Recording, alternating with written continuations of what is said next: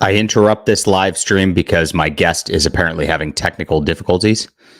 The dude's a little on the old side, guys. So bear with us here as we do this. I'm just going to stream to say hi to everybody while we wait for this. He's having trouble getting into StreamYard. Says it wants him to log into his account. Okay, he just sent me a voicemail message.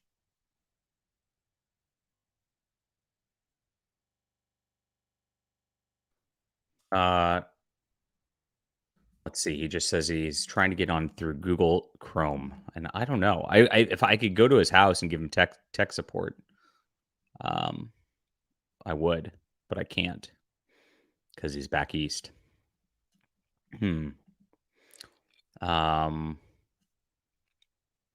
I don't know.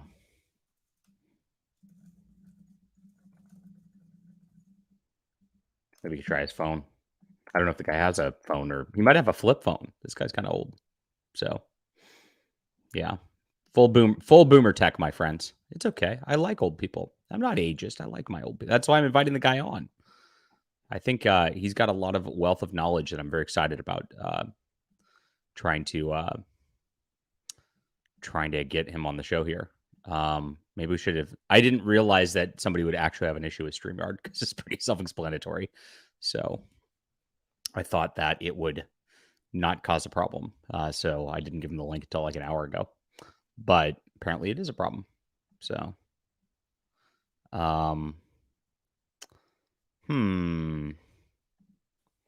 well, good morning. Let's just say hi to the chat, my friends. I'll say hi to my channel members. Thank you for becoming channel members, everybody. And of course, supporting the channel here. Captain Bipto, hello. Good to see you. God of Plague. I like all the guesses for who the guest is, by the way. You're not going to get it. Prater7, hello. How's it going? H is for Heretic. Good to see you, my friend. Tastus Jones, glad to see you. Art Gaines, glad to see you. If we can't get this to work, what's another way to get this to work? Is there another way to get this to work other than Stream? Not really. I'm on StreamYard already. Claudius the 8th, good to see you. Drake, my friend, good to see you. Quaff, good to see you. It's the Quaff. And hello. So what's going on? Special guest cider hype. That would be epic if I did that. I should do that one day.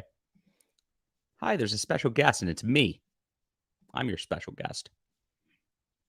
So I guess while we're here and waiting, I'll just talk about stuff I like. Mainly my books, because I'm very excited right now.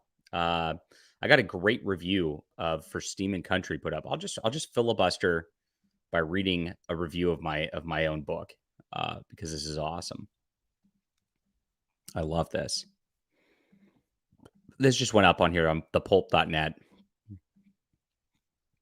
And I can't tech support the guy. I can't see what's going on over there. Unfortunately. We're waiting for our special guest. If you guys are here, I didn't even run intros. I just came on to tell you that we're waiting on our special. Very nice of me not to run intro. I could just run intros if I wanted to, because we have all these intro videos that are fun, super fun intro videos. Schmack talk. But here we are. Look at this new pulp review by Michael. Thank you, Michael. I picked up for Steam and Country recently. It's the first in the series of young adult novels, The Adventures of Baron von Monocle by John Delarose. That's me. I like this. Good start. He's having trouble still. Our guest is typing. Hold on. Our guest is typing. He says, all it does is going to the website, wants me to sign up to create an account. Well, then create an account. I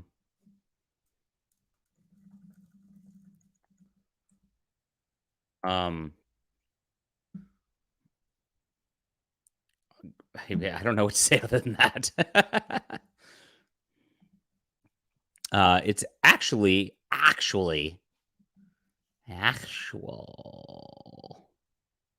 Every time I see this word now, that's all I think. A popular YA steampunk series. Yes, it is. 30,000 copies sold of this book, which is a genre I didn't know existed. It really doesn't exist. That's kind of the fun part about all this is steampunk. That's why I wrote this, because back in the day, I looked at steampunk, and what I did is I liked all the cosplay. So I was at the conventions. I saw all the cool people in their like little steampunk doohickey gadgety doos, and I thought, that looks cool. And I decided to write my own And then I looked at the steampunk genre on Amazon, and all it was like romance novels set in Victorian period, but they had werewolves and vampires. And so it was basically the same thing you get in every like genre that pretends to be a genre. And so nobody had any real action adventure books. And I was like, well, gosh, I can write an action adventure book and call it steampunk. And I don't even have to say, like, steampunk doesn't have to be Victorian. It could be in a fantasy world too. So I made a fantasy world and I wrote an action adventure novel. And then I sold a ton of books. It was great. It's also a part of a loose group of works being called the Iron Age, similar to the Platinum, Gold, Silver, and Bronze Age of comics. I don't know a lot about this Iron Age movement. I know a lot about it. I am the leader of the Iron Age movement. If you guys didn't see this, I've made sure now, just in case you guys didn't know, I am the leader of the Iron Age. I am the leader of Comicsgate. I am the leader now of the Sad Puppies. I am the leader of the Fandom Menace, and I am the leader of I'm the president of the Manosphere, and the leader of Gamergate. All of them. So thank you for voting me into this position. It's great. Skies of Fire is fucking awesome. I love it. If you like Skies of Fire, you'll like my novel series for sure, if you haven't read it. Anyway, so those are all my credentials at this point. I'm going to write up a press release declaring myself leader of all these things later today. That was one of my things I was going to do. These guys are going to throw a fit at me. It's pretty funny. Is what it is. They all abandoned, everybody who was in charge of these things abandoned. Let's see.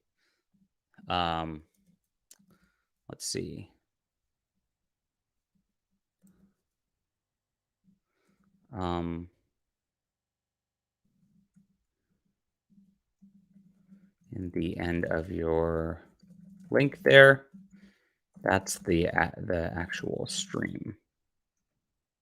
StreamYard by itself.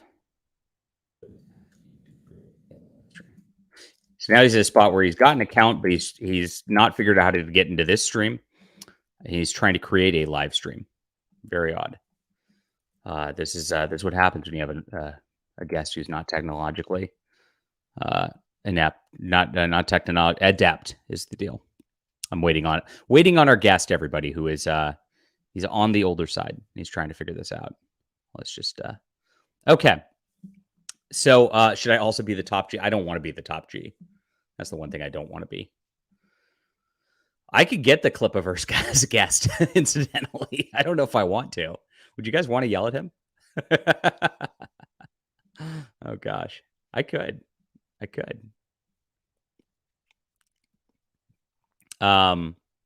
Okay, let's see what happens here. Okay, so where were I? Don't know a lot about the Iron Age movement. Many of the works I've seen overlap, in my opinion, with new pulp. I see sword and sorcery works, traditional action adventure stories, and the like. Noted this is part of a series now up to 6 volumes so far, and there's more coming. And I actually did a comic. There are some short stories as well, not clear on their sources. I am clear on their sources. They're on my Subscribestar. I'm going to compile, because people have forgotten where a lot of these short stories and all that were posted a lot of the time. I post most of my short story stuff to here. So there's a bunch of Verslandia short stories that tie into this. I'll make them all in one post just to make it easy for everybody on there.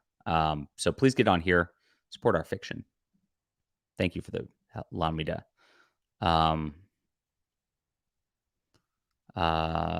Let's see. I don't know that this guy's going to be able to figure out how to click the StreamYard link and just get on here. Huh. This could be a problem. I wish I could help this guy. Should I try to call him? Let's see. Let's see if I can call him. All right. Could he maybe he could show me his screen? Should I video chat you and you can show me your screen? I'm not super tech adept, but I can try.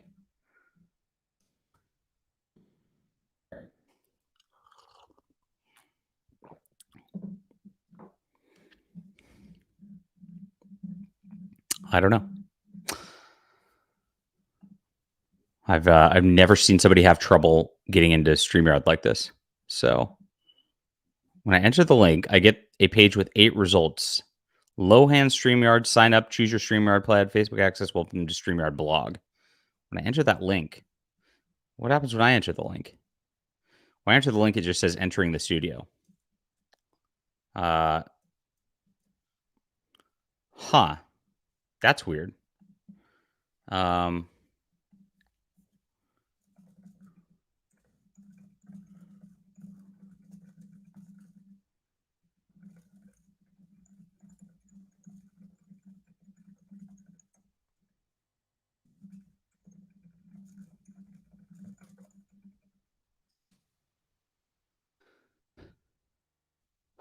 I don't know. We'll see if you can get in. I just said just log in on your phone. I don't know. I'm trying, chat. I know this is the most entertaining stream ever, but what can you do? I figured it'd be better just go live rather than have a problem. If you can't make it in, then we're just going to cover Liam. That's it. We'll figure it out. Okay, as noted, this part of 6 volumes, and I gave you the sources for the short stories.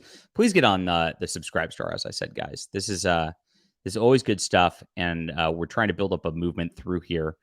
And I like subscribe star because then I'm providing the stories off of Amazon or off of Indiegogo or any of that crap. It's a really nice way to get around big tech delivery too. So it's all good in the hood.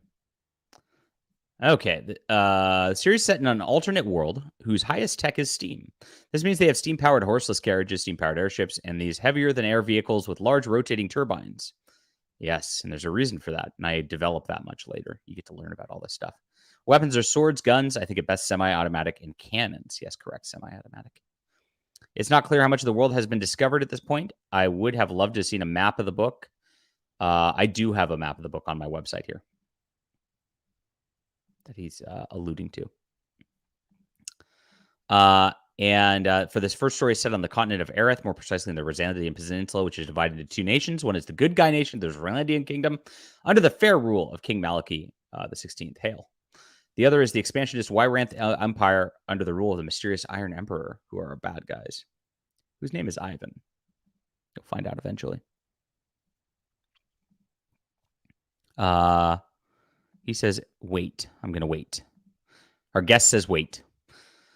We meet many of our main characters in the first few chapters. Our heroine, actually, is Zara von Monocle. She's 16, the only daughter of Baron Theodore von Monocle, who's been missing. This is a great synopsis. For years, and is thought dead. Cool. Her mother is the late Liliana, former duchess of a foreign land now ruled by the Wyranth. If you think she's been living the easy, pampered life of a baron's daughter, you'll be very wrong. She struggles to maintain her farm, bringing in crops to help support herself with little help. Her close neighbors include the young James Gentry, who dreams of joining the Knights of the Crystal Spire, an elite fighting force in Rislandia. And is he a possible love interest or not? Yeah, it's my book. That's what I do. Good stuff. He says, wait. Our guest says, wait. He's trying to figure out the tech element of this. He did not say hole up. No, it was not hole up, hole up, hole up. It was just wait. One wait. Waiting for our guest. He's awesome. I'm so stoked for our guest, guys. I really hope this works because I've been waiting for this. I'm so excited. And that's all. We soon meet Matthias du Gearsmith, her father's lawyer. There seems to be more to him than that. And Captain Talion von Kravitz, who is the captain of the airship Liliana. Interestingly enough, when Rislandia built its first 5 airships, the king decided that the noblemen in charge of each one would be the actual owners of their ships. I should always press that button when I say that word. I'm not telling you who the guest is still. Mystery and suspense. When I was at a comic retailer shop yesterday, one of the things he said was that there's not a lot of mystery and suspense anymore, and you don't get surprised anymore, and you get exactly what you're looking for when you go to the comic shop. So you go to the comic shop, you've pre-ordered Amazing Spidey Man, and you're just going to get your Amazing Spidey Man book and go home, and you know what's in it, you know what the story's about, you know what who the artist is, everything, and so you have no spontaneity whatsoever to comic books anymore, and this is what the retailer said. And so this is going to be not what you expect whatsoever. This stream is going to, if he can indeed get in here and figure out the tech here, this is not going to be what you're expecting whatsoever. I can tell you that right now.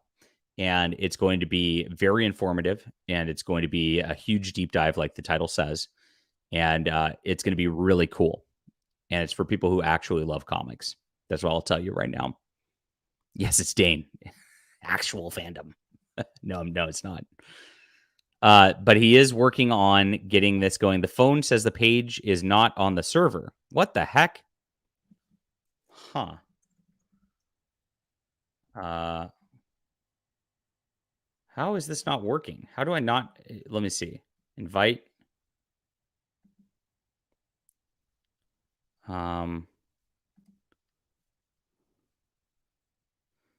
Really weird. Jack. Let's see. Okay.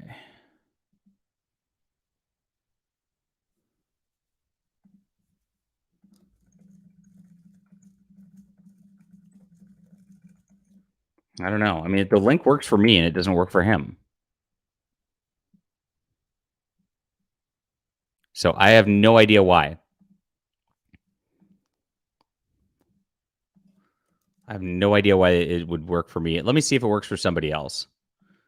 Who's here who can try this out? I'm going to give the link to Prime, but then I'm going to kick Prime immediately, or Einbrecht, because he's in the chat. Einbrecht, I'm gonna give you the link just to test it, and then I'm gonna boot you. I'm giving it to someone else to test. See if this works. So I gave Einbrecht the link to save the stream, and let's see if it works or if StreamYard is saying it's not working. Yeah, well, of course it's a him. Why would it be? It couldn't be a woman if it's comics history. Let's be honest. Let's see if Einbrecht can figure out the link here. If he's still here. Hi, Al Nickerson. How are you today? Yes, it's Stan Lee. They're trying to Weekend at Bernie's him and prop him up. Yeah, Einbrecht. So the link worked. Yeah, looks like the link works just fine. Okay. Worked for him. Yep, the link works just fine. So that's weird. It might just be a Boomer issue. Yeah. So I mean, the guy. Let me. How old do you think we got here? Wait, he's here. I'm kicking you, Einbrecht. Get off my show. Get off my show, Einbrecht. Gosh. Okay, everybody. I am so pleased right now to announce the great, the hero of comics. This guy really is such a legend. You don't know he's a legend. And I'm going to explain why he's an ultimate legend in comics right now. I'm so thrilled. I'm so excited, like beyond anybody I've ever guested on, ever. Okay? Drum roll. We have Jack C. Harris from the DC Comics, and we got you on the show. It worked. Finally. Yes. My phone. I don't know why nothing else worked, but my phone seems to be working. Your phone's working. That's fantastic. Right. Okay. Excellent. I was filibustering with the chat. I was reading a review of one of my books because somebody wrote this really nice review. And it's always really nice to get nice reviews of books. And so I'm going to do a nice review of your book. Thank you. Afterwards as well. And so he just came out with this wonderful book, my friends, called Working with Ditko right here. And this is why we have him on the show. Oh, you've got one too. Nice. Yeah. I'm glad. I have quite a few, actually. Yes. So this is going to be a Ditko show. Great stuff. I was so excited about this book this week. I could not put it down. And you did it right. You really did it thematically right by Ditko because you just completely talked about the work. And that's what he was about. All he cared about was the work. And it's a great thing.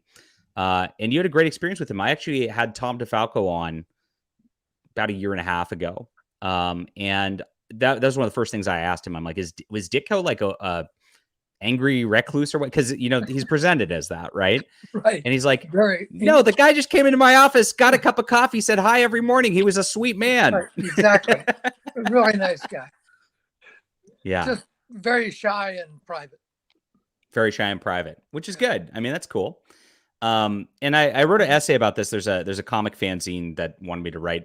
They gave me carte blanche to write anything. And I wrote about Ditko the other day that it's kind of a double-edged sword. One, I appreciate the fact that he was so into his principles, so into his work. He a hard worker, I guess. I mean, you'd know. So I mean, as his editor, he was a hard worker, turned in stuff on time, like Always, never always. missed a deadline, never misinterpreted a script, none of that. Just total professional in every way. Good guy with on time books, chat. That's Absolutely. good. Excellent. And so that's pretty cool. And so that's a great thing. And his ethic on this is really interesting to me. And so I don't know the guy. I've read his essays. I get everything Robin Snyder puts out, and I love Robin. And I've read all of his independent works and his kind of political cartoons, and then his stuff, making fun of Stan Lee and all that. And I've looked at it, and it seems like, and I don't know if I interpreted this wrong. You can tell me, I guess, as somebody who kind of knew him a little better. Like, he seems averse to marketing. Like, marketing itself is, I guess, for lack of a better word, sinful. Is that true? Like I said, he never really talked about it. He just didn't participate in it. He just if he didn't like something, he just cut it out of his life. He didn't. Oh wow. He just didn't talk about it, didn't react to it. If he didn't like it, For instance, if he was working on a series, and the writer changed something, did something to the character that Steve didn't like, he would just say, "Okay, I'm done with this. Thank you very much. Bye." And that was it. He wouldn't. So there just wouldn't be a discussion. Wouldn't be a discussion. Just move on to something else. That's the way he was. That's really weird. In a collaborative art, that's kind of difficult. I mean, I love it. I mean, it's really nice on the. His principles are admirable on that level, but on the other front of just like having to get a comic book out there, like I'm sure half the writers who he worked with would have been like, "Oh, you're Steve Ditko, and this is what you want. Okay, cool. I'll adjust this." Right? That's what I did. We used to have long talks, and I would try to ascertain from that what he wanted to draw, what he liked to draw, and that's the kind of stuff I would try to create for him.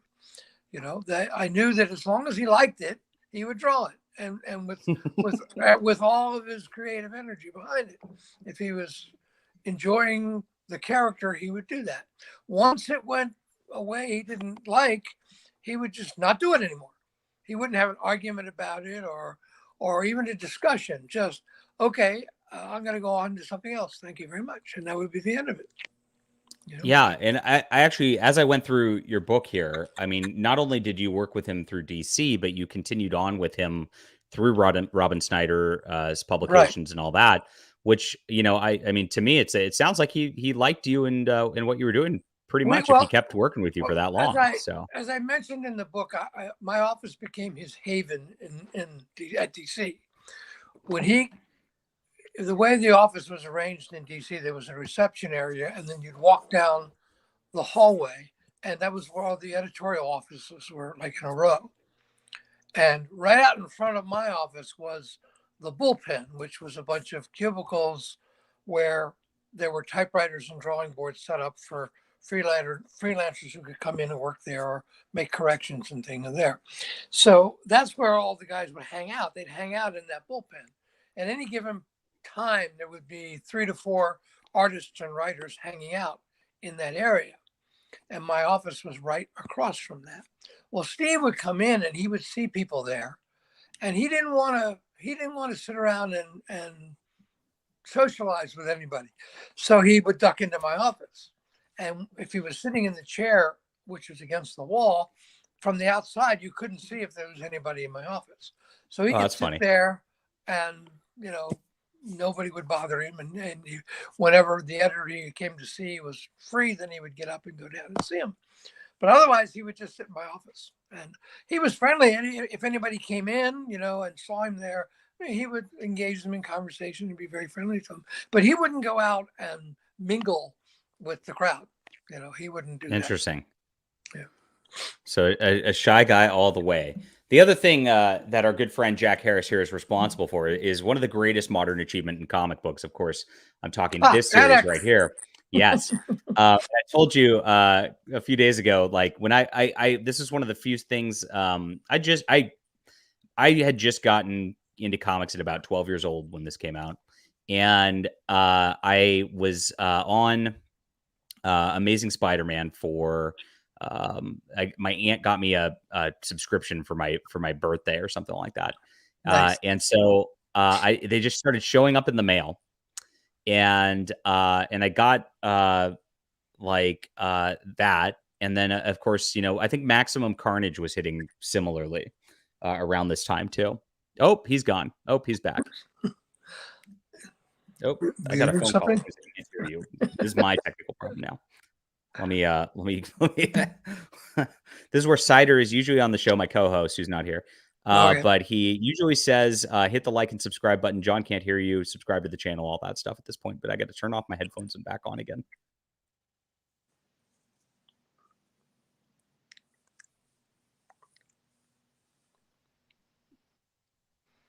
Okay, I should be able to hear you now.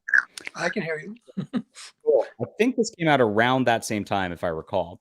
And this character debuted in an Amazing Spider-Man annual, which I got through the subscription at the time. Right.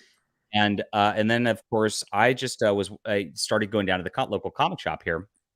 And I literally bought this because it said from the pages of Amazing Spider-Man on the top. Well, if you hold that cover up, you see the space underneath his right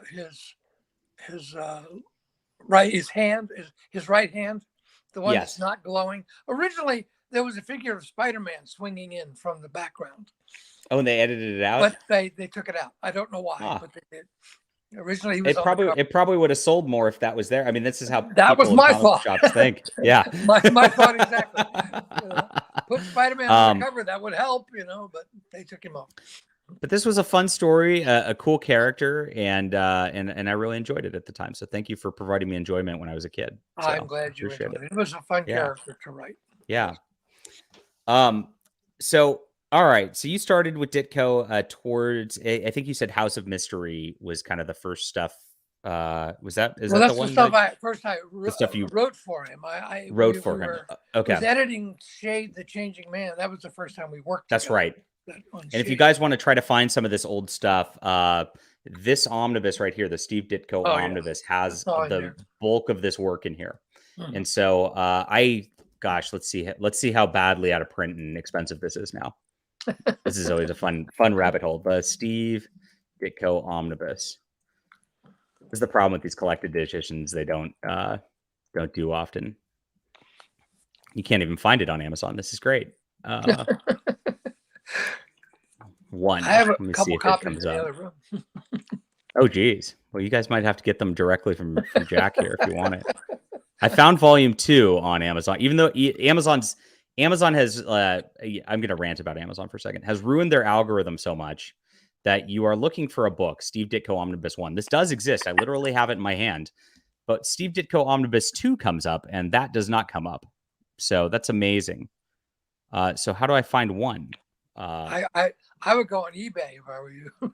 We can go to eBay. It's not on Amazon, so we'll go to eBay. Let's check this out. Steve Ditko Omnibus Volume 1. And this one is now, oh yeah, you're looking at $100. There's Volume 2. There's one of them. Let's find it. Let's see if there's a lower one. Oh my gosh, this has really gone up in price. There's Volume 2. You can get both of them for $155. Absolutely worth it. Yeah, absolutely. $95 is the cheapest you can get this for. Oh my gosh. Yeah. Wow. This is why you buy this stuff now. And of course, this one, I think this one's even worse. The Creeper, which you did a lot of work for also. Well, I didn't do it. I didn't do any work on the regular run of the Creeper. The ones that were in World's Finest are the ones I think this includes both of those. Does that have both of them in there? Yes, it's got all the World's Finest stuff in here too. Okay, yeah, that's good. And it even has the canceled comic Cavalcade issue. Cool. Oh, those are good too. Right. So I've actually not read this yet. So this is I've read all I've read all of your shorts that you did, and but I have not read the Creeper serial there. So let's see. The Creeper, is it called the Creeper Omnibus? You're gonna have a heart attack for how much the Creeper by Steve, how much your work is worth these days. Hardcover. Yeah, Looks like $75 is the cheapest you can get this one for. Be nice if And they this send is- me some of that money. That would... I know, right? Does DC? So that's a great question. Does DC, when they come out with these omnibuses or whatnot, do they give you any royalties for this Oh at yeah, all? we or- get Oh, that's good. for writing. There's no royalties for editing. Okay, all right. But for writing, yeah, I always get royalties from about quarterly. I get a check from both DC and Marvel quarterly for stuff that they reprint. You know, it ranges anywhere from, you know, $25 to $600 depending on where they printed it and how much. You know. Okay. Yeah. Well, You never know. that's good. That's pretty good to get those this long later. I mean, so Yeah, I mean, like 40 years later, I'm still getting money. that's pretty cool. Sometimes the royalty checks are bigger than what I got paid for it originally, which I thought was kind of funny. That's funny. Yeah. So great question too. So 1978. What does a DC editor get paid per? Did you get per page or No? The editing was a staff job. A staff job. So you just had a salary. Okay. Yeah, salary job on that. The freelance, I think I started out at like 15 a page, and I got up to like 25, 30 at the end when the last thing. For writing? Yeah, for writing. Yeah. $25, $30 a page. That's rough. Jeez. Yeah, way back. But the royalties, like I said, the royalties sometimes are better than the original price I got for it, depending on what format they put it in. Like the Omnibus is pretty. I mean, depending on again how well they sold. You know, if they sold real well, then I get more money. You know, but let's here's put it this Jack's way. book here. If you want to get this on Amazon. Yeah. And there looks like be one copy left here. And then on In Stock Trades is a great place. So guys, they discount things here, so you can get it for 20% off on In Stock Trade. They don't. You can get it on In Stock Trades. I'll put both those links there, so you can pick this book up too. You can still get it directly from Tomorrow's as well. Okay, cool. Tomorrow's Publishing. So I've seen they've been doing a lot that's really caught my attention lately. So how'd you hook up with them, and who are Tomorrow's Publishing exactly? Well, I had they do a number of magazines like Back Issue and a few other things like that, and they often interview me for articles on those magazines. And whenever I'm quoted in the magazine, they send me a copy of it. So I have a whole stack of their magazines, and then there's some of their books I really like, so I picked them up. So I'm very familiar with their work. And what happened is during the pandemic, I cleaned up my whole house, which I've never done before in my life. I actually have a organized garage, which it's never happened ever. And so in doing that, when I was finished, I realized I had a huge stack of material from Ditko. And I said, there's enough here to do a book. So I emailed John Morrow and said, I have a whole lot of material that I did with Steve. Would you be interested in doing a book on that? And he goes, absolutely. We would definitely be interested in that. So I went through it. I put it in some sort of semblance of order, and I sent him an outline, and he said, yes, do it. And we signed a contract, and I wrote it. It took me a couple of months to write it. And then last year at the Baltimore convention, I hand delivered the manuscript and some flash drives with all the art scanned into it. And then almost a year later, they produced the book. So beautiful. It was great. Yeah. That's cool. Yeah, I've been seeing a lot of stuff from them. A lot of people are talking about Back Issue in the chat. I probably should know about this stuff because I'm big into the comic history like this. But I discovered them when they did they did a Kirby hardcover of some unreleased stuff from the 70s, I think called like Dingbats in Love or something, which was a mashup of a couple of his works that got canceled or weren't published last year. And I was like, oh, that's cool. And then I got they did another Simon and Kirby thing from their sort of failed publishing attempt in the 50s where they started a publisher and compiled that a couple months ago too. They have hundreds of books on history. Really cool. History of comics. It's really a great stuff. and beautifully Wonderful produced. stuff right here. They're very classy editions. Like I was surprised, very pleased to find out that they did the Ditka book in full color.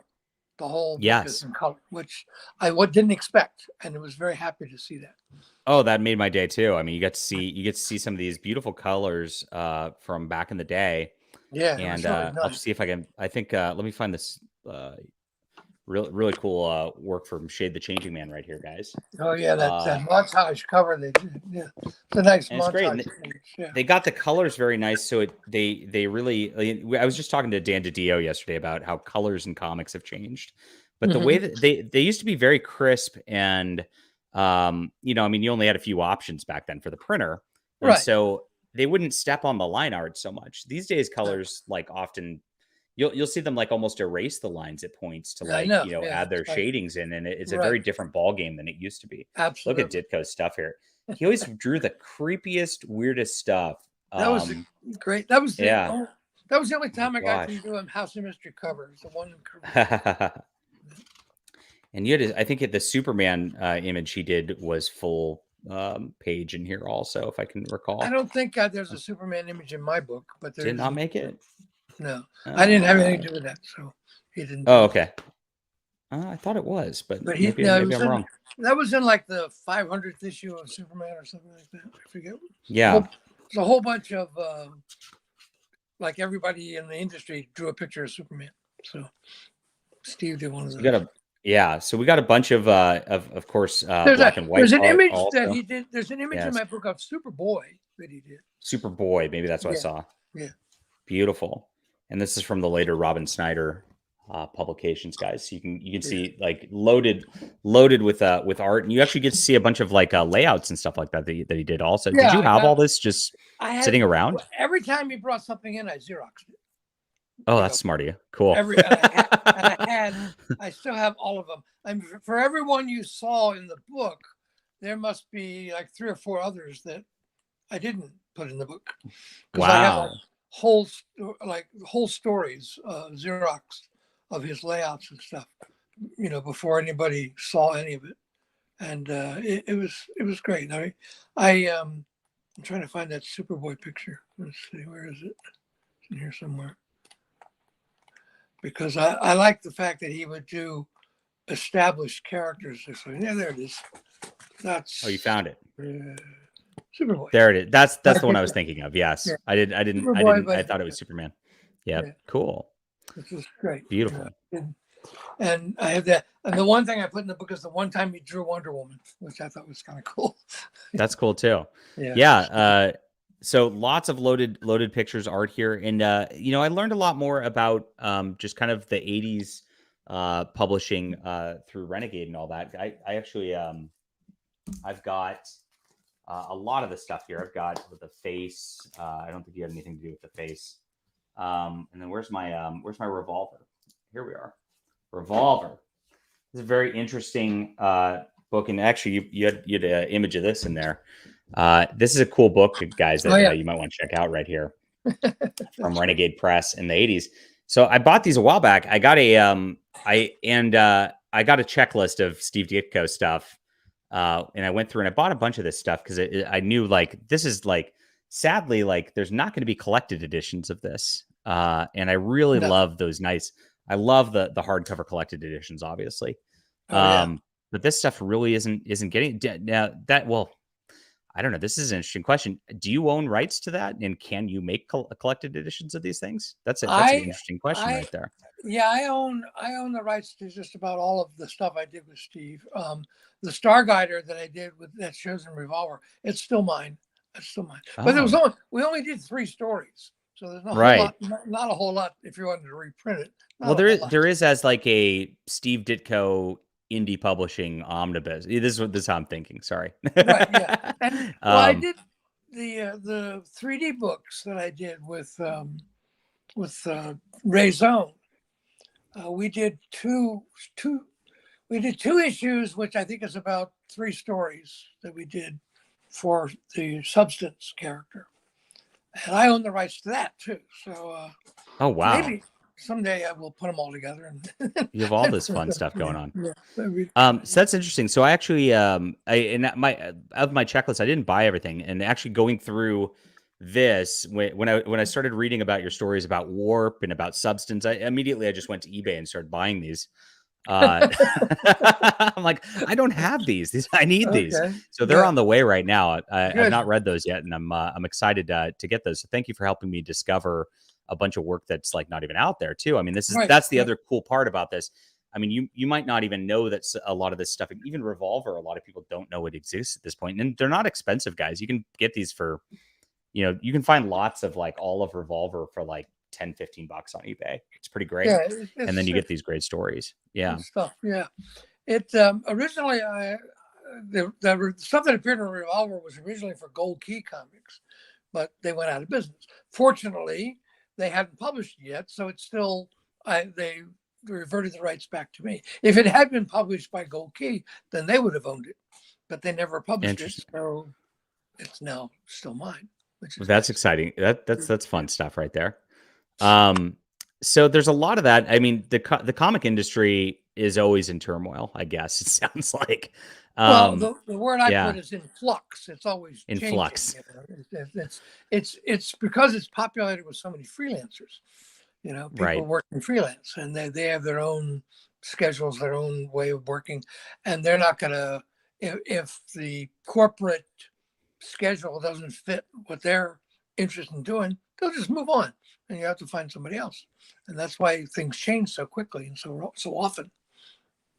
Did you? So were you kind of forced to wind down from the DC implosion at that company also, or was Well, did no, you kind I of didn't. survive that and then move No, on I mean, afterwards? Or I did survive that, but it was just we had to just do things differently. We had to do less, and then we tried to find our footing after that, because it was a bit of a devastating thing. I mean, there was a lot of freelancers that lost a lot of work at the end of that, and we slowly started to climb our way back, but it took a long, long time. I don't think they ever got back to where they really were, but yeah. it was a tough period of time. But And were you there through Crisis, or had you left DC before that point? I left in '85, I think. So It's whenever, about right when it was happening. yeah, right when that Yeah. happened, right. Yeah. So that was the big change in DC, and I don't. It seems like I don't know. From my perspective now, it seems like they got a big boost from Crisis, and then the subsequent what happened Oh yeah, afterwards. all that. I mean, So they got very good at doing multi-issue stories, and for instance, the death of Superman was a huge boost for them. And then, of course, the movies came along. All the Batman films and the Superman. I remember I was there when the first Superman movie came out, and it was great. We were like riding high when that movie came out. And when the Batman movie followed it beyond it, that was even bigger than Superman, just for the company. People were buying Batman comics, that people who had believed that Batman was no longer published because they thought it ended with the television show. So when the Batman movie came out, they go, "Oh yeah, he's still around," and the sales boosted up for that too. So it was good. interesting. Do you think that sort of long form multi-issue storytelling thing ended up hurting comics like in the long term, or did that was that difficult to deal with style wise when you're used to doing like 8 this. pages? Or It's like this. I taught for about 35 years at the School of Visual Arts. I taught writing for comics, and one of the things I always tell my students, I say, look, no matter what you're writing, you have to imagine that the book you're writing is going to be somebody's first comic book. It's going to be somebody's first comic book that they've ever read. So you have to give them a self-contained story so that they don't feel cheated. Because if you pick up a comic and you're reading and you're all excited, and then you get to the end and it's continued and it leaves you on a cliffhanger, you're going to really feel like you didn't get your money's worth. So I had a problem with that recently. What? I picked up Yeah. just to review for the channel here because I don't pick up a lot of single issues or modern comics at this point. And I picked up a new Amazing Spider-Man. I had that very same thought that I was in it, and I was very confused. I'm like, what's going on here? Why is Mary Jane dating some random guy? Right. Yeah. Who are all the Yeah. and there's so many different things and I was like, this is so confusing. There's so much. There's like a red goblin, a queen goblin. There's a zillion goblins, See, and it's I'm a like, problem. I don't know who's who. And I left that message. Somebody actually came in and left the message saying, how you came in the middle of an arc. You need to read this storyline from 3 years Right. ago to understand Right. this. And I'm like, I shouldn't have to do that. No, the thing is, and you can write stories like that. You can write Yeah. stories that help you like that. For instance, if you look at a television show today, they would go like previously on whatever show you're watching, and they give you a Right. recap. Well, in comic books, you can do that, which is possible. But another way to do it is in the storyline. The characters can talk about what just happened. The character can be reacting to what happened in the previous issue, and therefore fill the readers in on what's going on. And they can do Yes. it in an entertaining way. And then you can have a conflict in that issue, and you can resolve it. But then you can have other things that are plot threads that can drift off into the next issue. If you look at the early Marvel comics, and I'm talking about after like the first or second year of the Fantastic Four, that's what Stan Lee was doing. He would do a story where the Fantastic Four would face some menace and they would defeat it, but then whatever Johnny Storm's problem wasn't resolved, and that you'd pick up on the next issue. But it wasn't that important that you would feel cheated if you didn't get the end of that.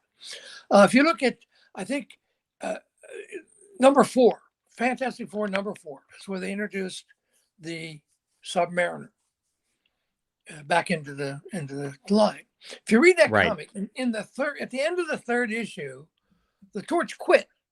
He quit the Fantastic Four. So when you pick up the issue, the first thing you see is the other 3 members of the Fantastic Four talking about, we have to find the Torch. The Torch is out there somewhere. We have to find him. And they go looking for him. So that immediately fills you in on what happened in the previous issue, that the Torch had left.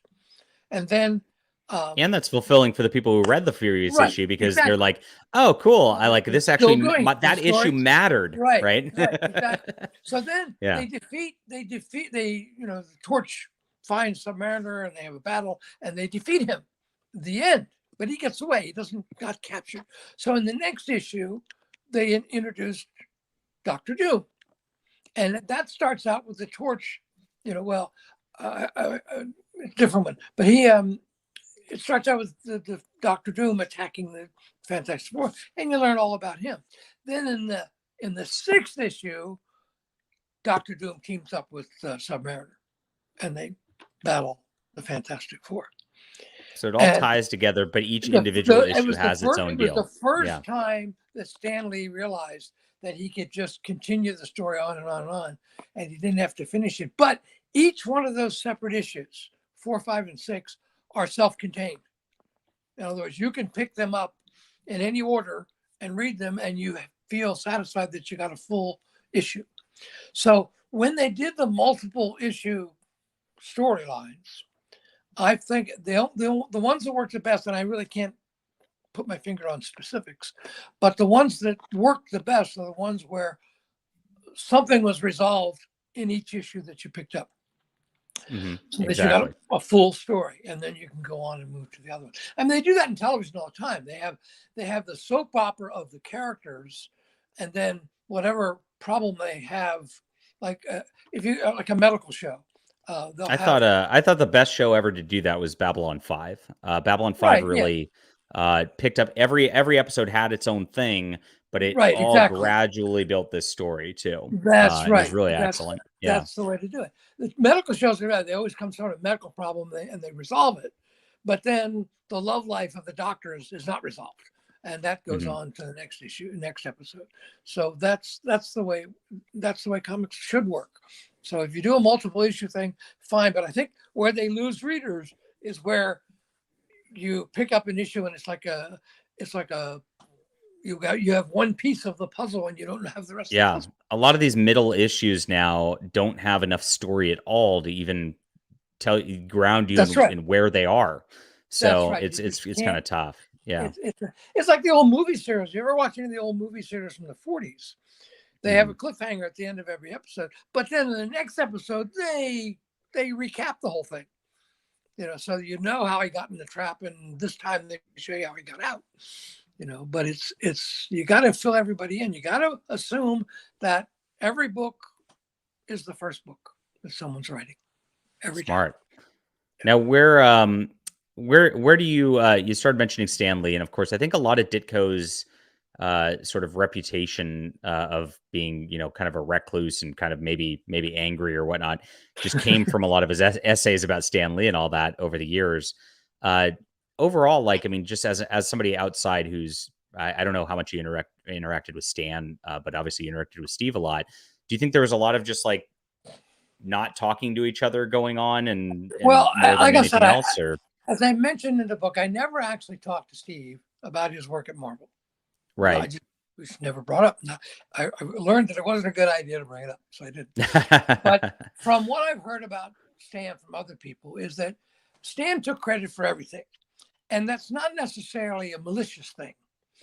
Stan took credit for everything because he couldn't remember who created it all.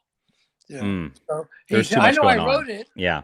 But did the artist come up with that or did somebody else? I don't remember. So I'll just say, yeah, I wrote that. And that's how he operated. He just took, and then the corporate people who wanted to have Stan as a brand went along with that. They just said, oh, Stan created everything. And they just sort of perpetuated that myth. It wasn't really true, but they rolled with it. That's the way they went. I know that Steve. If you look at Steve's work, the work I did with him, and you look back at those early Spider-Mans, it's obvious that Steve was plotting all of the stories. Yes. Oh yeah, for sure. Stan I could might tell. say, oh, the villain is the Scorpion, and then that's all he said to Steve, and then Steve drew the whole story, and plotted the whole story. And then Stan would come back and do the dialogue. And that's from what I understand, like, again, I never talked to Steve about it, but the big contention that they had, the conflict they had, is that Steve wanted more credit for plotting and creating the stories than Stan was willing to give him. Interesting. Now, I understand you mentioned that you started kind of working in the Marvel method with him as well, which I guess at DC, that's not, they kind of laid things out panel by panel as a writer. Yeah, Generally, it was a different deal. A script at DC looked like a movie script where you're Okay. describing every scene and all the dialogue and everything. And Marvel, you just describe the page. This page, this happens. Next page, this happens. And then they give the page back to you, and you had to write the dialogue to fit the panel arrangement that the artist had come up with. Writers prefer the full script because they have more control over the pacing of the story. Marvel-wise, the artists pace the story. And unless they're a really good storyteller, sometimes that's the problem. Luckily, people like Steve Ditko and people like Jack Kirby, people like Gene Colan, they were good storytellers. So that wasn't a problem because they could put a story together and they knew which panel should be the biggest on a page, where the action should be emphasized on a page. That's the thing. You got to have an excellent storyteller in order to do that. Otherwise, it becomes a mess, right? Some of the younger artists don't know that. Like I read some years ago, it was an issue of the Justice League of America, and it was some sort of relaunch. I forget exactly what issue it was, but it was like #1. And I read that story 3 times, and it didn't make sense at all. I mean, one page did not lead into the next. You'd see something here, and then all of a sudden something was going on the next page. I said, well, what happened in between that? How did this character get to this point? And one of the writers I talked to, one of the younger writers, he was equating it with a video game, and he said, a video game player is responsible to get the character from point A to point B. That's his responsibility. And he was writing comics like that. He says, well, how did he get from page 2 to page 3? Well, the readers can figure that out. That was his excuse. He says, because they do that on video games, so they can do that in the comic book too.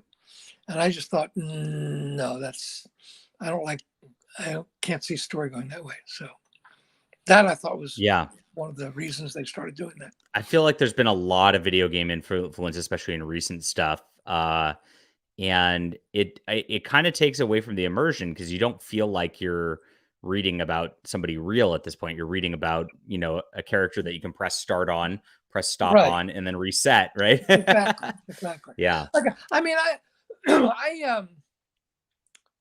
I've seen comics these days where the guys are in their costumes and they never get out of them. And they do nothing but whatever mission they're on. And there's nothing about who they are when they're not being the super character. There's nothing about their day-to-day life, none of that. And it's like a video game. You don't see people stopping to have dinner at a video game, Right. Like I remember I was always proud. I actually was the very first person to write a scene in Wonder Woman where she has to go to the ladies' room.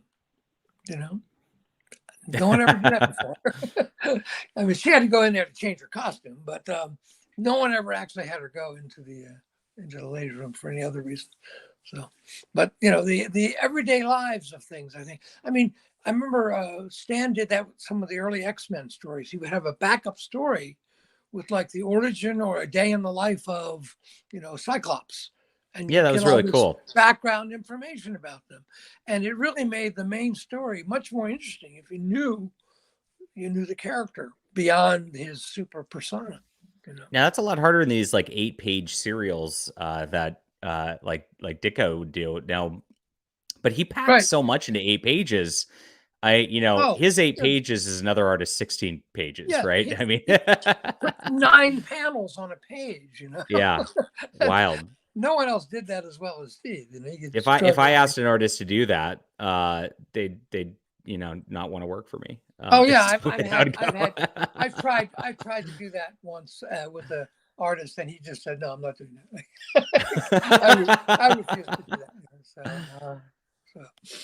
We got Hero Bergenberg in the chat, who is a fan of yours, and he says, ask Jack how he helped to found the modern age of gorgeous superheroines for DC: Supergirl, Wonder Woman, Starfire, Isis, Batgirl. So you worked on all these characters? I did. I think Wow. I mentioned in the book, at some point they thought I was the female expert, which of course is nonsense. But Does your wife think that though? No, of course not. No. Okay. No one is a female expert, not even a female. But I got to write all the heroines. Someone the other day posted a picture of all the DC heroines, and I mentioned I wrote every one of them except Zatanna. I never wrote a Zatanna story. But what was your Supergirl work? Because I fashioned myself a Supergirl expert in Superman Family. When they combined all the books, Superman Family, they assigned me to the Supergirl, which I really loved doing. Had a lot of fun with that. I had a lot of good people on it with me, and that was very early on, and I was learning a lot, and a lot of people helped me along those ways. But so that was after the 70s series where she was in college, or was that before? Well, she was working in a college when I started writing her. I gave her a job at a soap opera, which was kind of fun. That's cute. And right down the street from DC was a studio that they were filmed a soap opera in. I forget which one, Days of Our Lives, or one of those, daytime soap operas. And I went down there, and I told them what I was doing. They let me tour the studio. So I got a lot of information for the Supergirl stories from that studio that was down the street from where DC was at the time in New York. And I gave her. I made Wonder Woman. I made Diana Prince an astronaut. I wanted to give her. She joined NASA at one point, and things like that. And I just like to give them a more modern touch of changing what they were doing, give them something more interesting to do in their other lives. I mean, that's what I liked about the early Supermans. I mean, he was just as busy being Clark Kent as he was being Superman. That was always my problem with actually a lot of DC, because I grew up on Marvel, obviously, and I kind of found DC stuff later through artists I liked or whatnot. But my problem with DC was there was a lot less focus on the personal life, the personal drama, like overall, from what I could tell. So yeah, I'm glad you did that. Right. Yeah. Well, Yeah. that's why I always liked Iron Man. I mean, because Tony Stark would also be just as busy running his company and inventing stuff Yeah. as he was being Iron Man, which I thought was wonderful. You know, I thought that was great stuff. And I love that. I love the first Iron Man movie because they put like the first year or two of Iron Man stories in that movie, you know, and I thought that was really good. And he showed Tony Stark for who he was as a person before he became Iron Man. And I mean, then later things they did with him I thought were brilliant too, where he had a drinking problem at one point, and it was great stuff. Steve didn't like that. Steve Ditko did not like that. No, I don't know if you read his essay on that. He did not like a flawed hero. If you were a hero, Yeah. you were a hero 24/7. You know, you Yes. couldn't have any kind of flaws like that. No, he wouldn't go for that at all. If you read the Blue Beetle and the Question, they're the same character, whether they're wearing the costume or not. Same thing with the Creeper too. He was the same. Jack Ryder was the same guy. He was just acting a little weird as the Creeper, but he was the same. He acted the same way. I mean, he was. In fact, Steve really didn't like Clark Kent being the meek, mild-mannered reporter. He never worked on Superman, but he would want him to be, you know, a hard-hitting reporter who was like, you know, that the underworld would be afraid of because he was. And he liked the reporter archetype for that in his later work too. I know. Yes. So Yes. yeah, he did a lot of that. Cool. Yeah. So if there's one line or one Ditko Harris Ditko protagonist, I don't know how you want to phrase that. Collaboration. Which for somebody to start, just to like check out what you guys did together, what would you recommend as your like top one? Well, if you can get a hold of those revolvers, read the Starguider stuff. Yeah. Okay. Because that's the one that we developed the most. We had enough material for that to run a couple of years. We had really worked that one out. That's this right here, Robin Snyder's Revolver, and we're gonna do our eBay search. I've got it, so you guys don't have to worry about stealing it from me at this point. So Robin Snyder's Revolver. I think there's 2 stories in that first issue, and I think there's a third one in another issue. So I think that's how it goes. But there's a lot of things you'll read in there. You'll wonder about what was going on, and we had it all worked out. Like one of the things I mentioned is that he's in a place called the Stellar Wilderness, and there's a place called Center Star, which is an artificial star, and there's 49 moons revolving around it. Now the question is, why would you call it a moon if it's revolving around a star? Moons revolve around planets, and there's a reason for that, but we didn't reveal it yet. And there also used to be 50 moons, but one of them's gone, and we're not going to tell you why or how yet. That's part of the story. You know? Awesome. And these are not expensive on eBay, guys. You can get pretty much every issue for $5 or under if you hunt for it. So pretty good. Awesome. But we also at first you should probably buy your current book. I mean, yes. Yes. Cool. I'm going to put these links again in the chat for people to pick this up. And there was a Tomorrow's link too, which I lost already. Tomorrow's working with Ditko. Right. There it is. Let me grab this for you guys. I love this book so much. I'm going to do a full-on review of it, but like I was so happy to read this weekend, guys. I can't state enough of how this is just like such important comics history. That's wonderful. So check out exactly what Jack's done here, and appreciate you coming on the show. So it was fun. It wouldn't be a Ditko show though if I didn't. I have to show off my big Ditko. So, and I always like to say that my Ditko is bigger than yours. I'm going to tell you that right now. So I'm going to show off my big Ditko. I'll show you exactly how big it is right here. You ready, chat? Oh yes. Here's Oh, yeah, that's a big one. This thing is half my size and 25 pounds. Oh my God. I couldn't believe when they put this out. I was like, this is ridiculous. And it's definitely too unwieldy to even read. You have to build a whole new bookshelf for that. And that's of course my favorite pun of all time. So, so there we go. Check things out. Are you writing any current comics or anything like that, Jack? No, I'm not currently. I call myself semi-retired, but I'm basically retired. But I spend a lot of time reading the old stuff. Awesome. Yeah, Me too. Too. All right. Well, thanks for dealing with the technical issues and coming on. We really appreciate you and your contribution to comics here. And have a great day. It was very good. Yeah. Okay. All right. All right. We'll see you soon, chat. Okay. Bye-bye. Thank you.